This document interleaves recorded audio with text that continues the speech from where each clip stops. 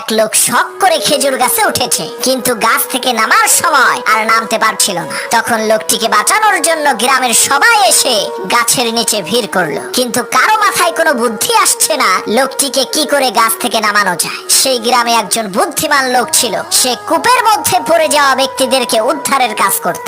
সেই বুদ্ধিমান লোক সেখানে এসে একটি রশি খেজুর গাছের মাথায় ছুঁড়ে মারলেন এবং খেজুর গাছের আগায় বসে থাকা সেই লোকটিকে রশিটি ধরে মাজায় বেঁধে ফেলতে বললেন, আর রশির অপর প্রান্তে কয়েকজন লোককে ধরতে বললেন।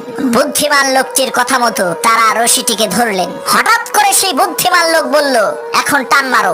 লোকেরা রশি ধরে টান দিল, সাথে সাথে সেই খেজুর গাছে থাকা লোকটি মাটিতে পড়ে মারা গেল। তখন গ্রামের লোকেরা বলল, আপনি এটা কেমন কাজ করলেন, লোকটা মরে গেল।